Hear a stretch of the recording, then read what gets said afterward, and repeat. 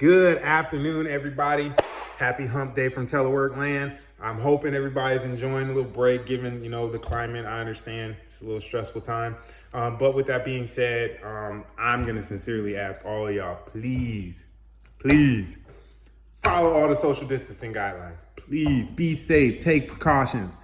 This thing is running rampant, running roughshod over the country right now. And honestly, I just want to see all you guys back healthy, 100%, and happy. So please, let's all just be safe. Let's not take any unnecessary risks with our lives, our kids' lives, our parents' lives, everybody's lives, because this thing is coming.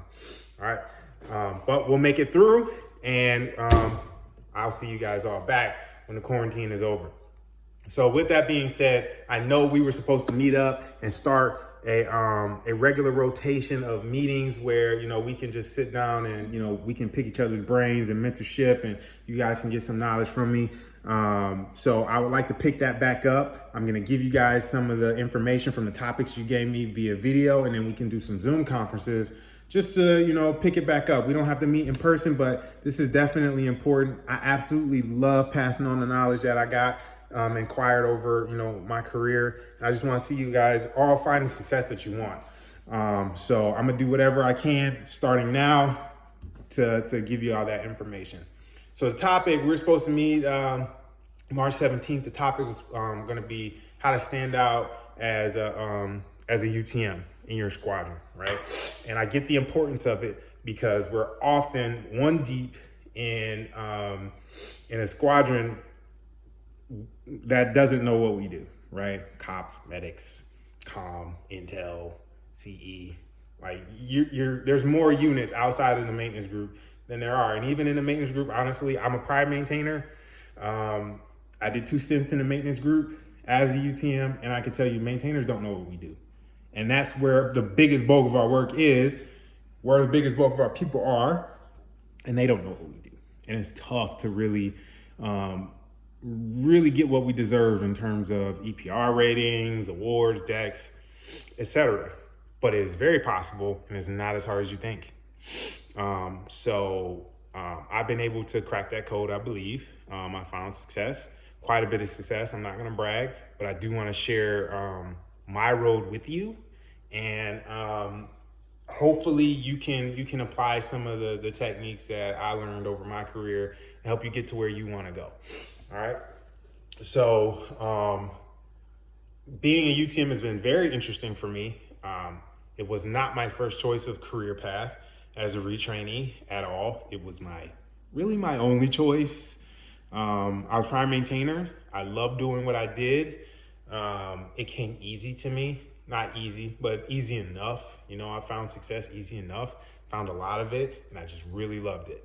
Right, I was moving up the ranks, everything like that. And then they were like, you gotta retrain. You gotta go. We're overmanned in our career field. And they waited, and I waited because, my unit was like, hey, you're valuable, we wanna keep you. We're trying to fight to keep you. And then last minute, they're like, we can't. So I ran to MPS and I'm like, hey, aptitude scores, you got them. What job can I get into that has a lot of openings right now? Matches my aptitude. UTM, of course. UTM always has a crap ton of vacancies, right? UTM, I was like, all right, put UTM number 1. I just want to stay in the military. Boom, got it. Didn't know what I was getting into. Had no clue really what a UTM does. And so then there I was, complete 180 of what I used to be doing. And I floundered. I flopped around and I flailed for 2 years. It was tough. And I really didn't truly know how bad I was doing until it was second EPR as the UTM. It was horrible. It was tragic. If anybody remembers the old system, I got a 4, and that hurts. It's crippling, but it was what I needed. It was a gut check, right? I was used to things coming at me kind of easy and being successful, and I didn't take into account the change of pace, and I just kind of let things happen, and I failed. And I deserved the EPR that I got, regardless of what was going on around me. I deserved it. So I took that opportunity to learn a lesson and said, hey, this is never going to happen to me again, ever. Nobody's ever going to tell me I'm a poor anything at all. So we're going to grind. I'm going to learn and I'm going to do it. So with all that being said, I'm going to tell you now, That's my story. That's how I got, on the path that I'm on now. But we're gonna take this video in 2 parts, right? Because the question is, how do you stand out in the unit as a UTM? But I have to tell you what to do first, and then I'm gonna tell you how I did it, right? And I'll make the message kind of lengthy. I'm trying to keep this under 10 minutes, try to keep your attention. Part 2 will come later on this week. So what, right? What was the first thing I did? The very first thing I did is gonna sound cliche and it's gonna sound very blue, but it's what I did. And I believe it's very important. This is what I give to all of my subordinates that work for me. Every single person that I mentor, this is what I tell them to do. First and foremost, you pick up the brown book. 362618. That's right. I said it. I get it. Every chief, regardless of credibility or whoever else, is going to stand up in front of you and say, follow the brown book. I'm telling you, pick up the brown book and read it. Read what your responsibilities are and do an honest self-assessment. Are you meeting or exceeding? And you'll know once you read it, once you read your responsibilities, you're going to know. Trust me, that's what I did. I was like, yeah, I'm meeting that one. I'm meeting these. So I got to work on these areas to exceed. I'm doing really good in these. I'm exceeding. I'm exceeding some. Okay, I got it. And that took me on a different conversation with my mentors and my supervisors on, all right, how I can improve, right? Versus getting no feedback. Be honest, when was the last time you got feedback from somebody? Or when you get a feedback, you're doing good, keep doing what you're doing. Now you have something to talk about. This is what I want to do. This is where I feel I am against that standard. By the way, the evaluations EPR references the standard, not how you perform against your peers. The standard. The standard is 362618. Pick it up. Whatever your rank is, junior NCO, staff sergeant, tech sergeant, find out your general responsibilities, your specific, and do an honest self-assessment. And now you start that conversation on how you can improve with yourself, with your mentors, and with your supervisors. That's what I did. And it worked. It's tough. Trust me, it's a tough conversation. Have it. All right? That's number 1, brown book. Number 2, be good at your job. If you're not exceeding in the brown book, if you're not good at doing your job, we have nothing to talk about when it comes to excelling in your unit. Be good at your job. Tear that AFI apart. Find out where your unit is struggling at, where you're struggling at in your job. Be good at it. Be really good. If you're not good, man, they're not going to put you up against their best. It's just not going to happen. So tear it apart, right? A lot of people ask, what comes first, right? Job, airman. I say we're airman first. Always pick up that brown book first, right? You got to be an airman first, then just dissect the job and be good at your job. You can be a stellar senior NCO and be good at your job and get promoted through the ranks. See it all the time. Because promotion is about leadership, being a good leader. You can be outstanding at your job and average NCO and you're not going to get promoted. Because being a technician isn't leadership. And yes, it sucks. Trust me. I wish we had a track where you can get a pay raise, like a good pay raise for being really good at your job, but it just doesn't exist in the Air Force. So if you want to get stripes in the Air Force, if you want to succeed and excel, you have to be a good NCO first and be good at your job. The better you can be at both, of course, the faster you're going to be promoted. That's why it's 1 and 2. It's kind of 1A and 1B, right? You can't have one without the other, but 1A. What's first? Brown book. Be an NCO. Be a leader. Know what being a leader is all about, right? We need good leaders. It's like we're going to go over 10 minutes. Screw it. Let's go. Let's keep going. All right? So now we're a good leader, right? And we're good at our job. Now how do we compete against people that aren't 3F2s and don't really even know what 3F2s do? That's really subjective. But there's a ton of ways to crack that nut. I'm going to tell you how I did it. Number 1, how I did it. Number 1, My supervisor, my superintendent always knew my intentions. And I didn't mean I said I walked in their office and said, I want to be chief one day. No. I walked in their office and I said, I want to grow as a leader. I want to be a better leader. Can you give me guidance and put me in positions that I can learn and grow and become a better leader? Once you say that, they're going to start throwing it at you. Throwing the feedback, throwing the work. Hey, I got this task I want you to complete. Hey, I got this program I want you to run. I got this group I want you to lead. It's going to come. They're going to feed you. But you got to perform, right? You got to take it, eat it, make the time, right?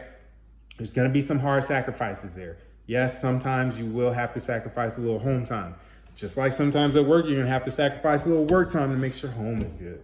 It's just how it happens. You have to be a whole airman, both at work and at home. Take care of yourself, right? So that's number one. My unit leadership always knows my intentions, and I always seek for their feedback. Always. I fight for the feedback. I hunt for it. I'm going to humble myself every single time. Tell me how I can get better. I even ask commanders after OJT briefings, sir, ma'am, what can I do better? Is there anything else you want to see? Give it to me. I want to know how I can be better, right? Sometimes it's going to be accurate. Sometimes it's not. But you'll grow and you'll learn. What you're going to learn, you're going to learn how to receive feedback, and you're going to learn how to give accurate feedback. Sometimes you're going to be in front of people and you're going to be like, you don't know what you're talking about. I have tons of stories about it. And you will know it as soon as it happens. Somebody's going to tell you something, and you'll be like, if you really knew me, you would know that that's not accurate what you just said to me. That makes you a better leader because you know now how to give accurate feedback to your troops, how to learn how to give that feedback. Important. That's what we're talking about here, right? Not just getting stripes, how to be a good leader and a supervisor. All right. So once you've done that, once your leadership knows your intentions and you're fighting for that feedback and they're feeding you, what about the mission? What's our first thing we got to do? It says it on our inspection checklist. It says it in the AFI. When you get to the unit, it's the first thing we're supposed to do. Learn the unit mission. Become a part of it. That's what it doesn't say that, but that's what I learned. Become a part of the mission. Become a part of that unit.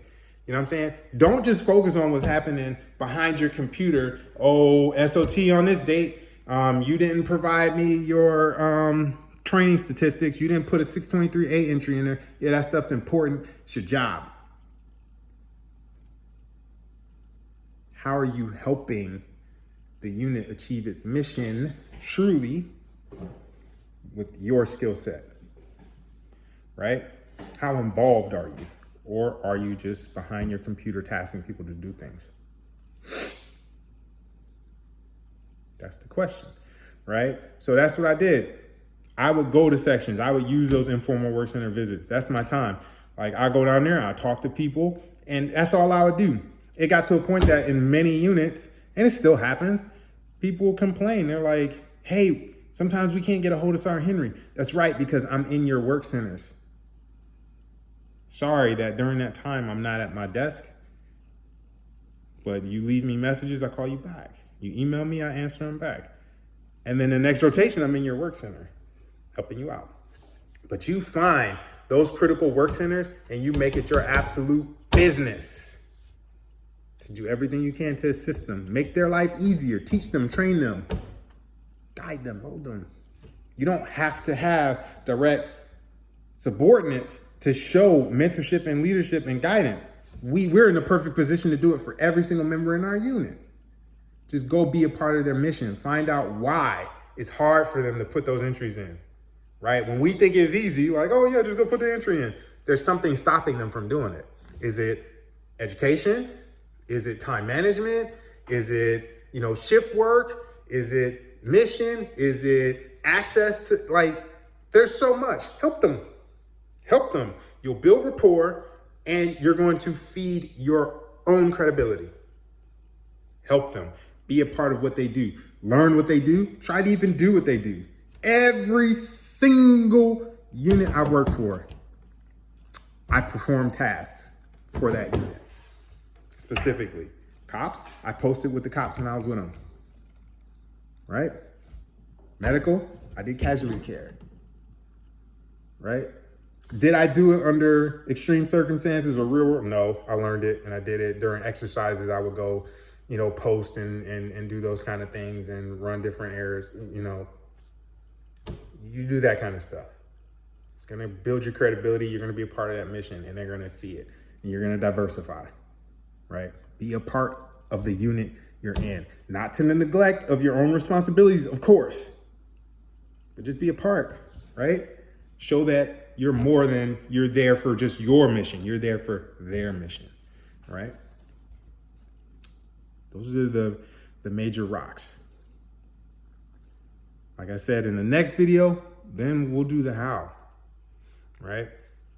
That's where we're going to go into the nitty gritty about different levels of leadership, where your involvement is at, right? How it displays on your EPR. That's the deep side of it, right? So I gave you the what? Brown book. Be good at your job. Let your leadership know your intentions. Fight for that feedback.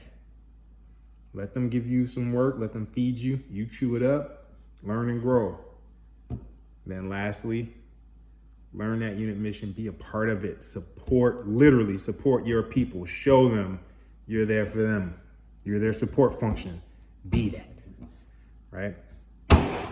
It's my first video. Thank you so much for giving me this opportunity to learn and grow with you guys and share. I'll be back on by Friday with the next video, the part 2 of this series. And let's set up a Zoom meeting for next week and we'll continue to grow together. Like I said, be safe. Thank you guys. Love you. Have a good one.